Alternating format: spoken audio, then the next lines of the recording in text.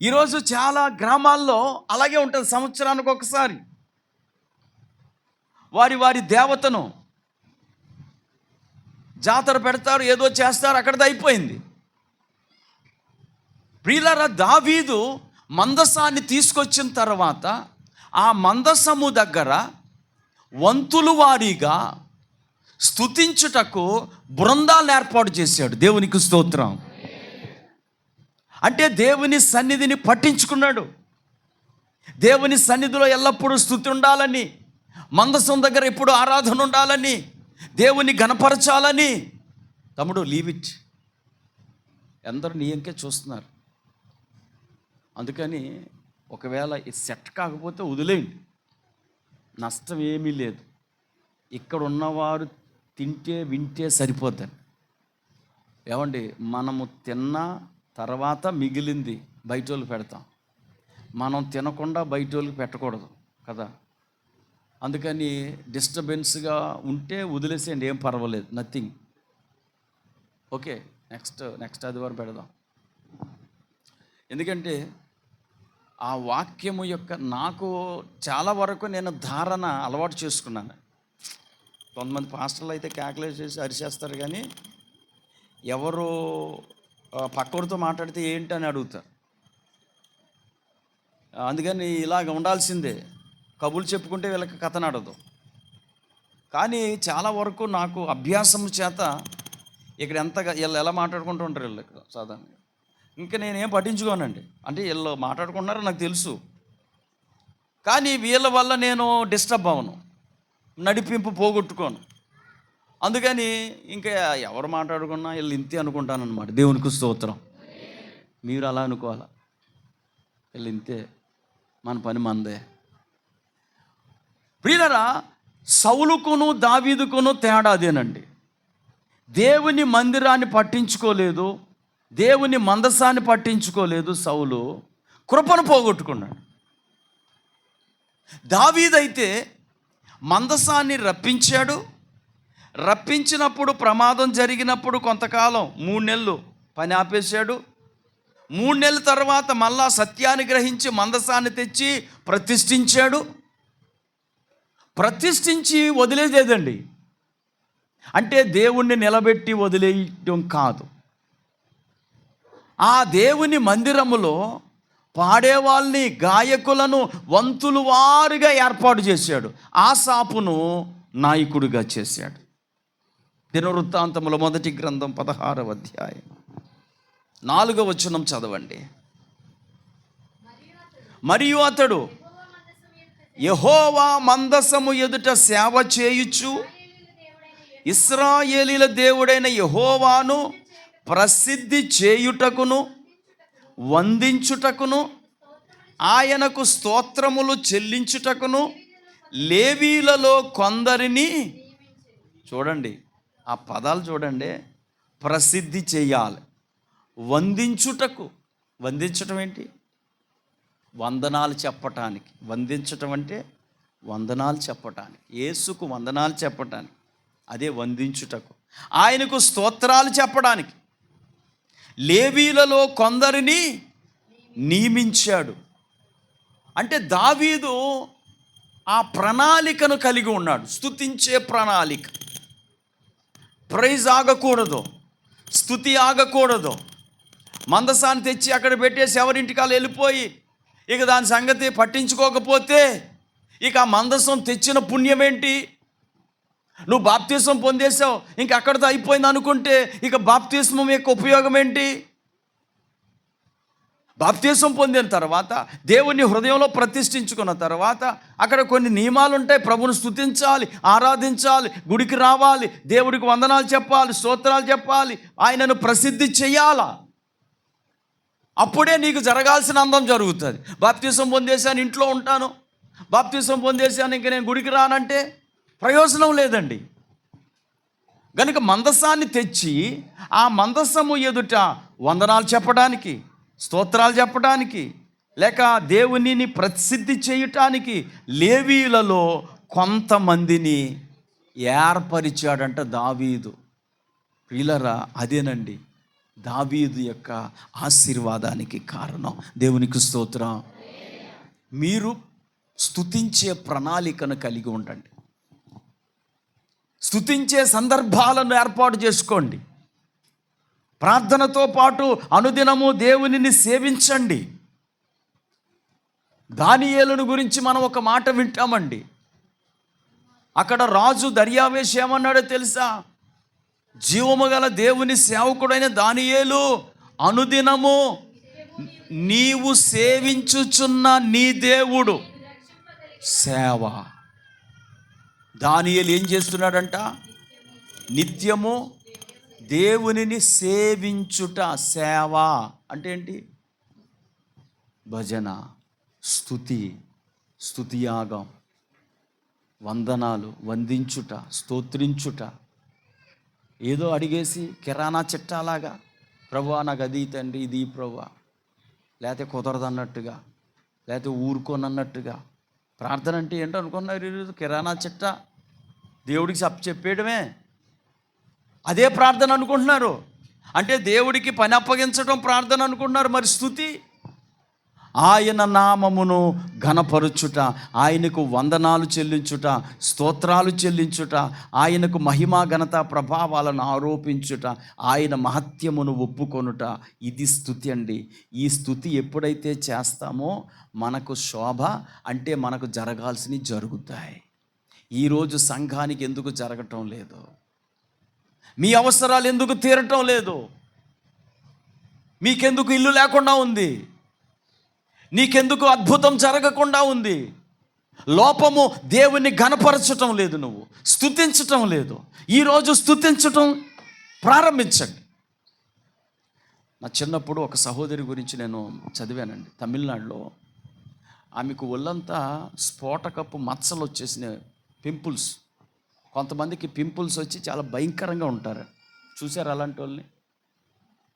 ఇవి చిదిపేస్తూ ఉంటారు, ముఖం అంతా అదోకలాగా అయిపోయింది. అంచేత ఎన్ని సంబంధాలు వచ్చినా ఆ అమ్మాయిని ఎవ్వరూ పెళ్లి చేసుకోవట్లేదని, కుదరట్లేదు. ఈ కారణం ఏంటంటే ఈ పొక్కులు వచ్చేస్తున్నాయి, ముఖం నిండా పొక్కులు. ఎన్నో మందులు వాడింది కానీ తగ్గట్లేదు. దేవునికి స్తోత్రం. మన సంఘంలో అలాంటి వాళ్ళు లేరు. దేవునికి స్తోత్రం. నేను కొన్ని సంఘాలు తిరుగుతున్నప్పుడు అలాంటి వాళ్ళు ఎక్కువ కనబడుతూ ఉంటారు. నాకు చాలా బాధేసుకొస్తుంది. సామలకోట వెళ్ళానండి మొన్న ఒకసారి. 10th క్లాస్ చదువుతుంది ఒక అమ్మాయి. ఆ అమ్మాయి ముఖమే కాదండి, ఒళ్ళంతా అలాగే ఉంటుంది. అక్కడ చెప్పారు క్రోమోజోములు తక్కువ ఉన్నాయంట ఆ అమ్మాయికి, అందరికీ ఉన్నట్టుగా లేవంట. అందుకని ఈ పరిస్థితి అంట. హార్మోన్ ఇన్బ్యాలెన్స్ కొంతమందికి, రకరకాల సమస్యలండి. సరే, ఈ సహోదరి ఎప్పుడు ఉపవాస ప్రార్థన చేసేది, ఎప్పుడు చర్చికి మాందో, ఆదివారం ఆరాధనకి మాందో, ఎంతో నిష్ఠగా ఉంటుంది. ఒకరోజు అనుకుంది, ఎన్ని సంబంధాలు వచ్చినా ఈమెను చూసి వెళ్ళిపోతున్నారు.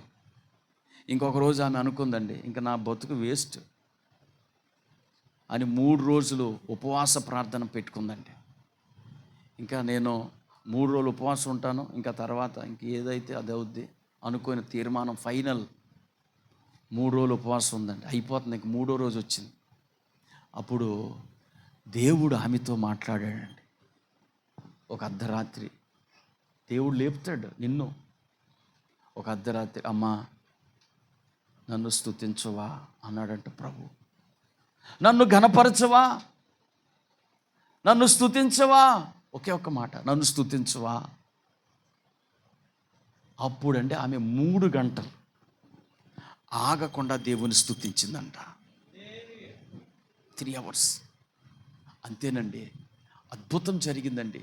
ఒక వారం 10 రోజుల్లో ఆమె ముఖం మామూలు ముఖం అయిపోయింది. స్తుతించుట ద్వారా విడుదల వస్తుందండి. అది ఏ రకమైనదైనా సరే స్తుతి శోభనిస్తుంది. ఆమెకు శోభ వచ్చింది, ఆమెకు అందం వచ్చింది, ఆమెకు జరగాల్సిన వివాహం జరిగింది. ఉపవాస ప్రార్థనలన్నీ ఒక ఎత్తండి, స్తుతి ఒక ఎత్తు. ఈరోజు లేనిది అదే. మీరు స్తుతించటంలో వెనకబడిపోయారు, అందుకే మీకు అందాలు ఏం జరగటం లేదు. వయసు అయిపోతూ ఉంది, దేవుని నమ్ముకున్నావు, ఏమొచ్చింది నీకంటారు లోకం. చూస్తే ఏమీ లేదు.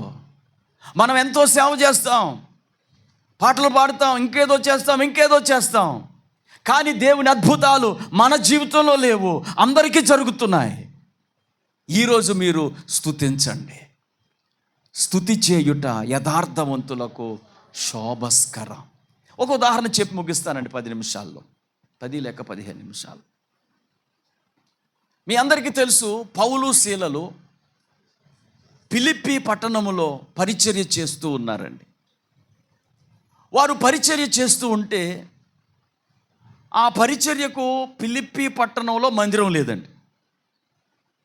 అది ప్రాబ్లం. అక్కడ ప్రాబ్లం ఏంటంటే చర్చ్ లేదు. మనకి ఈ చర్చ్ అయినా ఉంది, దేవునికి స్తోత్రం, హల్లెలూయా. వాళ్ళకి ఆ చర్చ్ కూడా లేదు. ఎందుకంటే కనీసం చర్చికి వెళ్ళే వాళ్ళు 5గురున్న సమాజ మందిరాన్ని కడతారు యూదులు. ఆ పట్టణంలో ఎవ్వరు కూడా మందిరానికి వెళ్ళరు, 5గురు కూడా లేరు గనుక సమాజ మందిరాన్ని కట్టలేదు.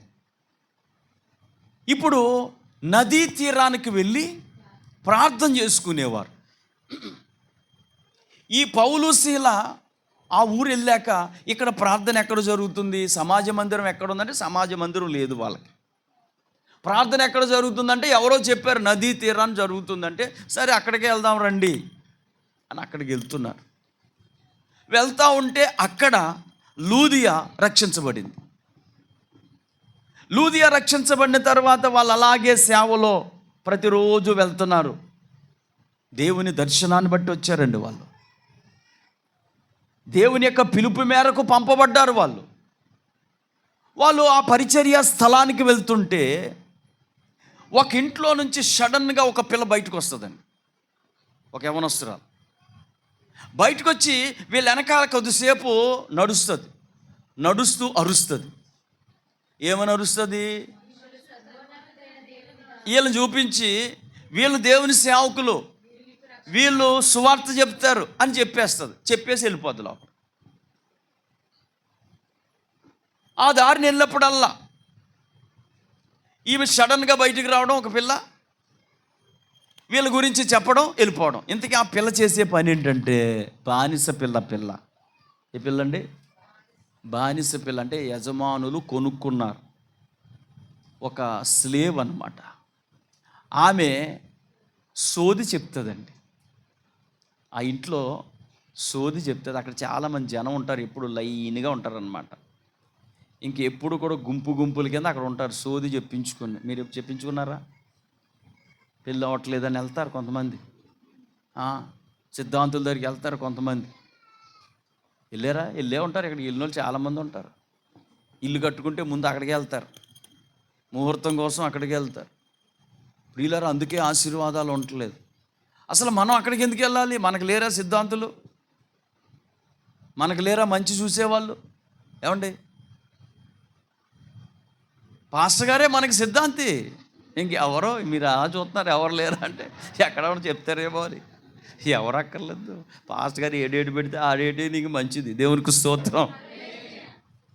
ఎవరో పెట్టిన డేట్కి పాస్టర్ గారు పెళ్లి చేయటం ఏంటండి? ఆ విగ్రహార్థులు చెప్పాలా, మనం చెయ్యాలా? ఆశీర్వాదాలు అలాగే పోగొట్టుకుంటున్నాం. మీకు సోదే, ఒక వ్యక్తి సోది చెప్పాలంటే దెయ్యం పట్టాల. ఒక వ్యక్తి మాంత్రికుడిగా మారాలంటే వాడికి దెయ్యం పట్టాల. ఒక వ్యక్తి సిద్ధాంతం చెప్పాలంటే వాడికి దెయ్యం పట్టాల. లేకపోతే ఇక్కడ ఎముకలు ఉన్నాయని అలా చెప్తాడు వాడు. తవ్వితే ఎముకలు ఉంటాయి అక్కడ అంటే వాడికి దెయ్యం పట్టింది. దెయ్యం పట్టి వాడు సిద్ధాంతం చెప్తాడు. ఇప్పుడు ఆ దెయ్యం పట్టినోడి దగ్గరికి మన వాళ్ళు వెళ్తూ ఉంటారు. ఏమంటే పెళ్ళి ఎప్పుడు అవుద్దంటారు? ఇల్లు కట్టనా ఈ సంవత్సరం?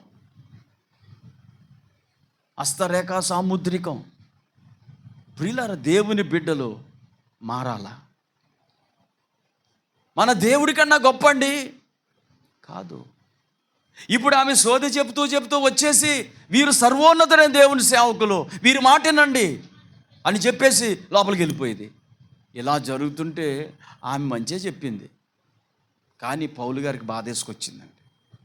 ఆమె ఏం చెప్పింది? వీళ్ళు దేవుని సేవకులని పరిచయం చేసింది అక్కడున్న గుంపుకి. వీళ్ళు దేవుని వాక్యం చెప్తారని చెప్పింది. కానీ పౌలు గారికి చాలా బాధ కలిగి వ్యాకులు పడ్డాడంట. దేవునికి స్తోత్రం. ఎందుకు వ్యాకులు పడ్డాడు? ఆమె చచ్చిపోద్ది త్వరలో. దెయ్యం వాడుకొని చంపేద్ది. మేలు చేసి చేసి చంపేద్ది. దేవుడు అలా చేయడు. దేవుడికి దెయ్యానికి ఉన్న తేడా, దెయ్యం కూడా మేలు చేస్తాం. లేకపోతే అంతమంది ఎందుకు విగ్రహార్థం చేస్తారు? కానీ ఆ దెయ్యము వారిని చంపేస్తుంది. ముఖ్యంగా జ్యోతిష్కుల ఇంట్లో చూడండి, మరణాలు ఉంటాయి, యాక్సిడెంట్లు అవుతాయి.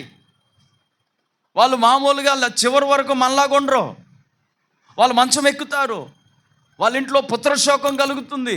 బైబిల్లో ఉంది, టైం లేదు నాకు కనుక. పుత్రశోకము వైధవ్యము కలుగుతుందంట జ్యోతిష్యం చెప్పేవారికి, సిద్ధాంతం చూసేవారికి. అయితే వాళ్ళు ఏం చేస్తారంటే డబ్బులు రావడమే చూసుకుంటారు తప్ప ఇంకా వైధవ్యం వచ్చినా పుత్రశోకం వచ్చినా అవి ఏం పెద్ద పట్టించుకోరు.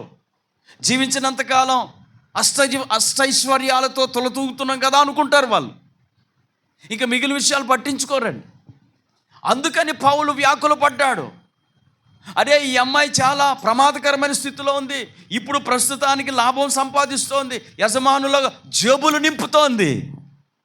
కానీ రేపు ఈమె ప్రమాదంలో చచ్చిపోబోతోంది, నాశనం అయిపోద్ది అని అనుకొని వ్యాకులు పడి వెనక్కి తిరిగి ఆమె వైపు చూచి అన్నాడు, నీవు ఈమెను వదిలిపో అన్నాడు. దేవునికి స్తోత్రం. పుతోను అనే దెయ్యం పట్టిందంట ఆవిడికి. ఏపట్టిందండి? పుతోను. ఆ పుతోను అనే దెయ్యం పట్టడం వల్లే ఆమె సోది చెప్తుంది. ప్రియులారా, రకరకాల దెయ్యాలు, రకరకాల వశీకరణ ఆత్మలు. రాత్రి నాకు ఒక సహోదరి ఫోన్ చేసిందండి, హైదరాబాద్ నుంచి. ఎవరొకరు కొత్త వాళ్ళు ఫోన్ చేస్తూ ఉంటారు. ఆ పక్కింట్లో ఒక అతను ఉన్నాడంట, వాళ్ళు ఉంటున్న ఇంట్లో. ఈమె బట్టలు ఆరేసినప్పుడు ఆమె లోదుస్తులు పట్టుకుపోతాడంట. అలాగే ఈమె బట్టలు అంచు కట్ చేసేస్తాడంట. ఈమెకి తెలీదు, సీక్రెట్గా చేస్తాడు. ఆరేసిన బట్టలు మిస్ అయిపోతున్నాయి, బట్టలు అంచులు కట్ అయిపోయి ఉంటున్నాయి. అతడు ఇలాగ చేస్తున్నప్పటి నుండి ఏమవుతుందో తెలుసండి, వాళ్ళ ఆయన దగ్గరికి వస్తే, ఇంట్లోకి వస్తే ఈమె ఒంటి మీద సీసా పింకులతో గుచ్చినట్టుగా ఉంటుందంట హస్బెండ్ వస్తే. ఇక హస్బెండ్ మంచం మీద కూర్చుంటే ఇంక భరించలేదు. అంటే వీళ్ళిద్దరే కలుసుకోకుండా ఆ దుర్మార్గుడు చేస్తున్నాడు అన్నమాట. ఇలాంటివి ఉంటాయండి ప్రియులారా.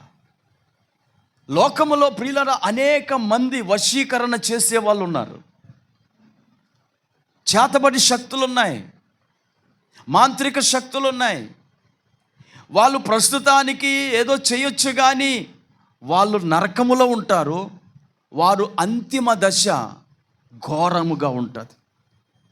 అందుకే పౌలు ఆ అమ్మాయిని చూసి వెనక్కి తిరిగి చూసి, నువ్వు ఈమెను వదిలిపో అంటే ఏ దెయ్యం వల్ల సోది చెప్తుందో ఆ దెయ్యాన్ని పొమ్మన్నాడండి. మీరు సోది చెప్పే మనిషిని ఇంటికి రమ్మనకండి. వాళ్ళు బుట్టట్టుకొని తిరుగుతూ ఉంటారు, తట్టట్టుకొని తిరుగుతూ ఉంటారు.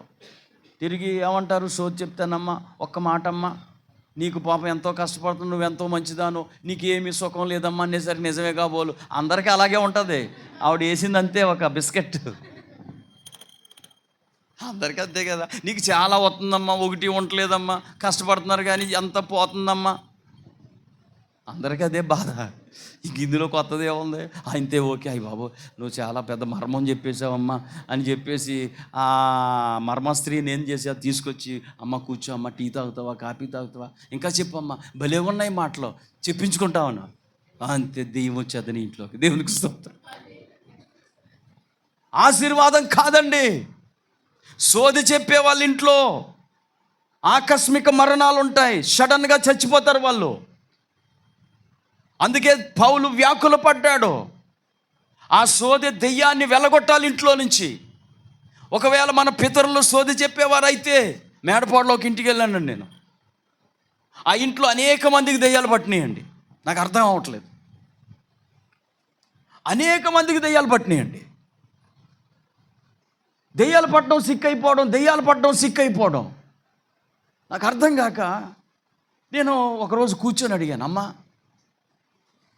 ఏం చేస్తారు, మీ ఆయన ఏం చేస్తారు, మీ పూర్వీకులు ఏం చేస్తారు?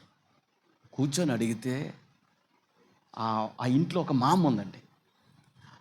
ఆ మామకి భర్త లేడంటే బతికే ఉన్నాడు, ఇక్కడ లేడు. మా ఆయన మాంత్రికుడు అండి అని చెప్పింది ఆ మామ. ఎక్కడో ఉంటాడంట, రక్షదేకలిస్తాడంట, ఎక్కడో ఉంటాడంటండి. ప్రియులారా, ఆ ఇంటికి సుఖం లేదు, ఆ ఇంటికి నెమ్మది లేదు. అందుకే అపోస్తలుడైన పౌలు వ్యాకుల పడ్డాడు. ఈరోజు ఏదో డబ్బులు వస్తున్నాయని ఈమె సోది చెప్తోంది, కానీ త్వరలో ఈమె చచ్చిపోద్ది, అకాలంగా చచ్చిపోద్ది. అందుకని వ్యాకులు పడి ఈమె చచ్చిపోకూడదని, సడన్గా చనిపోకూడదని. ఏమైతుంది? ఎవరు ప్రార్థన చేయమని దగ్గరికి రాలేదు ఆయన్ని. ఎవరు ఆ పిల్లని తీసుకొచ్చి అమ్మ విడుదల ప్రార్థన చేయండి అని బ్రదర్ అని అడగలేదు. ఆయనే ఈమెను వదిలిపెట్టు అన్నాడు, అంతే. దేవునికి స్తోత్రం. దెయ్యం పోయిందండి. వెంటనే ఇంటికి వెళ్ళిపోయి, అయ్యగారు గిన్నెలు పడేసేయండి అంటుంది. తడిపి కొట్టు పెట్టేయమంటారా, మా పెట్టేయమంటారా అంటుంది. ఇప్పుడు వరకు వేపరొట్టట్టుకున్న మనిషి చీపురి కట్ట ఎక్కడ ఉందా నన్ను వెతుకుతుందండి. వేపరొట్ట పడేసింది, సోది పడేసింది పక్కనే. ఇప్పుడు ఏం చేస్తుంది? చీపురి కట్టట్టుకొని శుభ్రంగా ఇల్లు తుడిచేస్తుంది. వాళ్ళకి ఏం కావాలి? వాళ్ళకి వేపరొట్ట పట్టుకోవాలా? వాళ్ళకి చీపురి కట్ట పట్టుకునే మనిషి కాదు కావాల్సింది, సోది చెప్పాలా. సోది చెప్పి డబ్బులు వస్తున్నాయి. వాళ్ళందరూ లైన్లో ఉన్నారు. ఇప్పుడు ఎక్కడెక్కడి నుంచో వచ్చేసారు, కార్లు వేసుకొచ్చేసారు, బైకులు వేసుకొచ్చారు. ఇప్పుడు సోది చెప్పాలా. ఇప్పుడు ఏం చీపురు కట్టట్టుకుంటే ఇప్పుడు నేనేం చెప్పను సోది. ఏంటి ఎలాగైందంటే అలా చెప్పారు. ఏ బాబు, ఇద్దరు తెల్లబట్టలు వేసుకుని అలా వెళ్ళారు. ఏదో అన్నారు ఈవిడితోటి, ఈవిడ ఇలాగైపోయింది. అరే పట్టుకోండి రాళ్ళని. అలా అన్న వాళ్ళు ఎవరండి? పౌలు శీల. అంతే, పట్టుకున్నారండి. పట్టుకొని కచ్చేరిశాలలో తీసుకెళ్ళారు, బట్టలు ఇప్పేశారండి, బెత్తాలతో కొట్టించారండి. ఇక నీతి న్యాయం అన్యాయం ఏమీ లేదండి. ఆదాయం పోయింది అంతే. వచ్చే డబ్బు ఆగిపోయింది. డబ్బు ఆగిపోతే మనిషి డబ్బు పిచ్చోడండి. ఇన్కమ్ ఆగిపోతే పిచ్చెక్కిపోద్ది మనిషికి. డబ్బు రావాలి, ఎలాగొచ్చినా డబ్బు వచ్చి పడిపోవాలి. డబ్బును వదులుకోలేడండి. డబ్బు కోసం ఎన్ని పనులైనా చేస్తాడు మనిషి. దేవునికి స్తోత్రం. ఈ డబ్బు ఆగిపోయింది, వచ్చే డబ్బు ఆగిపోయింది, రావడం మానేసింది డబ్బు. అంతే. ఇప్పుడు వీళ్ళిద్దరిని పట్టుకొని దెబ్బలు కొట్టి బొండలు బిగించేశారండి కాళ్ళకి. బొండలు అంటే చెక్క ఉంటుందన్నమాట, ఇలాంటి చెక్క. ఆ చెక్కకి కన్నం ఉంటుందండి. ఆ కన్నంలో కాలు పెడతారు, మళ్ళీ చెక్క దగ్గరికి పెట్టి స్క్రూ వేసేస్తారు. ఆ కన్నంలో ఈ మడం ఉంటుంది, ఈ మడం అంతే. పాదం ఏమో కింద ఉంటుంది, నడ్డానికి లేదు, ఎక్కడికి వెళ్ళటానికి లేదు, బాత్రూమ్కి వెళ్ళటానికి ఉండదండి. ఇంకా నరకం అన్నమాట. బొండలు బిగించేశారు. ఓ పక్కేమో శరీరం అంతా దెబ్బలు, బట్టలు ఇప్పేసి కొట్టారేమో, దెబ్బలు, ఒళ్ళు వాచిపోయింది, ఫుడ్ లేదు. ఇప్పుడు ఏం చేస్తున్నారు అనుకుంటున్నారు? దేవుణ్ణి స్తుతిస్తున్నారు. అయితే మధ్యరాత్రి వేళ పౌలు శీల దేవునికి ప్రార్థన చేయించు కీర్తనలు పాడుతున్నారు. దేవునికి స్తోత్రం. ప్రియులారా, వాళ్ళు దేవుని స్తుతిస్తున్నారు, వారు దేవుని ఘనపరుస్తున్నారు, ప్రార్థన చేస్తున్నారంట, స్తుతిస్తున్నారంట. కీర్తనలు అంటే స్తుతి, కీర్తి. కీర్తిలో నుంచి కీర్తన వచ్చింది. కీర్తించుట, స్తుతించుట. వాళ్ళు పాటలు పాడుతూ ప్రభువుని ఘనపరుస్తున్నారు. అంతేనండి. అక్కడ అందరూ వింటున్నారండి. అసలు ఎవడో వినడండి, మీకు తెలుసో లేదో. వాళ్ళు వినే రకం కాదు. కరుడు గట్టిన ఉగ్రవాదులు, తీవ్రవాదులు, ఆ జైల్లో ఉన్న వాళ్ళు, దొంగోళ్ళు, హంతకులు, వాళ్ళందరూ ఈ పాటలు వింటున్నారు, ఈ ప్రార్థనలు వింటున్నారండి. ప్రియులారా, దేవుని బిడ్డలండి స్తుతి చేయాలండి. మీరే అయితే ఏం చేస్తారు? ఏడుస్తూ కూర్చుంటారు అక్కడ. అయ్యి బాబు నన్ను జైల్లో పెట్టేశారు బాబోయ్, దేవుడి కళ్ళు లేవు బాబోయ్, అన్యాయస్తుడు బాబోయ్, ఏంటి బాబు ఇలాగైపోయింది బాబు, ఇంకంతే, ఇంక ఇలాగైపోయింది బాబు బాబు బాబు అనుకోవడం తప్ప పాట ఎక్కడ వస్తుందండి? యేసు బాబు ఏంటి బాబు అంటారా? ఈ బొండలేటి బాబు, దుఃఖం తప్ప స్తుతి వస్తుందా? అయితే ఆ సేవకులు స్తుతించారు. నీతిమంతులకు స్తుతే శోభ, స్తుతే అందం, స్తుతే అద్భుతం. వాళ్ళు అలాగ స్తుతిస్తుంటే ఈ వీళ్ళందరూ వింటున్నారంట. అప్పుడు దేవుడు అద్భుతం చేశాడు. దేవునికి స్తోత్రం. ఏంట అద్భుతం అంటే అకస్మాత్తుగా మహాభూకంపము కలిగాను. దేవునికి స్తోత్రం. ప్రియులారా, హెచ్చరికలు ఏమీ లేవు, వాతావరణ శాఖ ఏమీ హెచ్చరించలేదండి. వీళ్ళ స్తుతే అక్కడ ఒక పెద్ద భూకంపానికి కారణమైంది. అంటే స్తుతిలో ఎంత శక్తి ఉందో చూడండి. భూమిని షేక్ చేసే శక్తిని స్తుతిలో ఉంది. అంటే మీ భర్త షేక్ అవడా, మీ పిల్లోడు, మీ అల్లుడు, నువ్వు స్తుతించు, షేక్ అవుతారు. వాళ్ళ షేక్ అయ్యి ఇక్కడికి వచ్చేస్తారు వణుకుతూ. ఎక్కడికి? ఆదివారం గుడి ఎత్తుక్కుంటూ వచ్చేస్తారు, నీకంటే ముందు వచ్చేస్తారు వాళ్ళు. నువ్వు స్తుతించక వాళ్ళు ఎవరు నీ వెనకాల రావట్లేదు. నువ్వు వెళ్తే వెళ్ళి అంటున్నారు, నువ్వు చేసుకో ప్రార్థన అంటున్నారు, నాది నీది నువ్వే చేసే అంటున్నారు, నాది నీది ఏసే కానుక నువ్వే అంటున్నారు. వాళ్ళు చందా ఇచ్చేస్తున్నారు, కానీ రమ్మన్నారు రావట్లేదు. ఎందుకని? స్తుతించట్లేదు. మనం ఈ రోజు నుంచి మీ ఇంట్లో ఒక స్తుతి, ప్రైజ్, వందించండి, స్తోత్రాలు చెప్పండి, ఆరాధించండి. మహాభూకంపం వచ్చిందండి. భూకంపం వస్తే నేను చెప్తున్నానండి, వీళ్ళ చేతులకి కాలుకున్న బొండలన్నీ ఊడిపోయాయంట. అందరి బంధకాలు, వీళ్ళే కాదండి, అక్కడున్న వారు అందరి బంధకాలు తెగిపోయాయి. ఎప్పుడైతే ఈ బంధకాలు తెగిపోయాయో ప్రియులారా, దీపాలు కూడా ఆరిపోయండి. అక్కడ వాళ్ళందరూ కరువుగట్టిన దొంగోళ్ళు ఉన్నారు. వాళ్ళు ఎన్నోసార్లు గోడ దూకి పారిపోదామని ట్రై చేసిన వాళ్ళు ఉన్నారు. ఇప్పుడు ఈ బొండలు ఊడిపోయినప్పుడు, చేతి సంఖ్యలు ఊడిపోయినప్పుడు పరిగెత్తి దూకేసి పారిపోవాలి కదా. తలుపులు కూడా తెరవబడ్డాయండి. ఎవడు వెళ్ళట్లేదండి. అలాగే మీకులా కూకుడిపోయారండి, కోట కూకున్నట్టు. ఎవడు కదలట్లేదు. అరే ఏంట్రా వెళ్ళట్లేదు? బొండలు పగిలిపోయినా వెళ్ళట్లేదు. గోడ దూకి పారిపోయిన వాళ్ళు ఉన్నారు ఇక్కడ. ప్రియులారా, దేవుని సన్నిధి వారి మనస్సులను మార్చేసింది. స్తుతిని భర్తను మారుస్తుంది. దేవునికి స్తోత్రం. స్తుతిని పిల్లల మనస్సులు మారుస్తుంది. వాళ్ళు బయటికి వెళ్ళరు. అర్ధరాత్రి 2 గంటలకు వచ్చే వాళ్ళు ఉంటారు కొంతమంది తాగేసి. నువ్వు స్తుతించు, మీ అబ్బాయి తాగడం మానేస్తాడు, మీ అల్లుడు తాగడం మానేస్తాడు. ఎందుకంటే ఈరోజు స్తుతి అవసరం అండి. మనం స్తుతి మానేసి తిడుతున్నామండి. ఇంకా వచ్చినోడిని ఇక తిట్టడమే. ఆ తిట్లకు జడిసి ఆడేం నువ్వు నిద్రపోయి వస్తాడు. మెలుకోకుండా ఇంక నిద్రపోయాక సైలెంట్గా వచ్చి పడుకుంటాడు. మళ్ళీ తెల్లారి నువ్వు లేసేసి వెళ్ళిపోతాడు. నీకు కనబడితే ఒట్టు, కనబడితే క్లాస్ వీకుతావు కదా, అది కథ.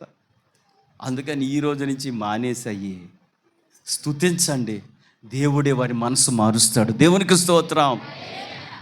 ఏమండి వీళ్ళు ఏమన్నా బాధ చేశారా? ఒరే బాబు మీరు పారిపోకూడదురా, అలాగా మీరు అలాగ ఉండాలిరా, మేనర్స్ ఉండాలిరా మీకు అని ఏమన్నా క్లాస్ స్పీకర్ అయ్యా? నువ్వు స్తుతించు, నువ్వు ఏ క్లాసు ఉపయోగక్కర్లేదు ఎవరికి. మీ ఆయన మారిపోతాడు. దేవునికి స్తోత్రం.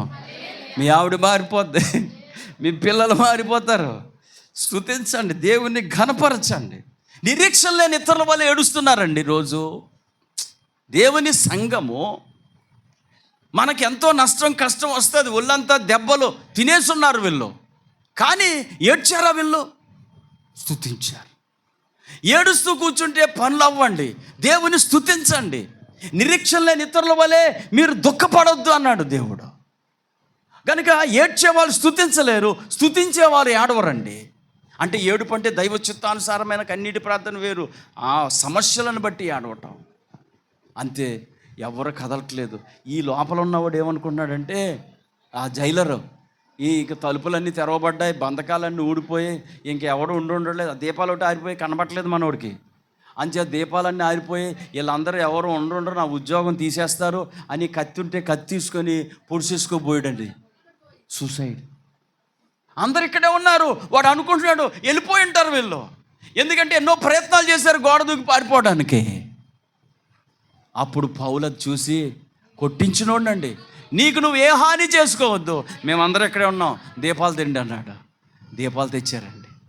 దీపాలు తెస్తే అందరూ మీకులా కూర్చొని ఉన్నారు, ఎవరు కదలట్లేదే.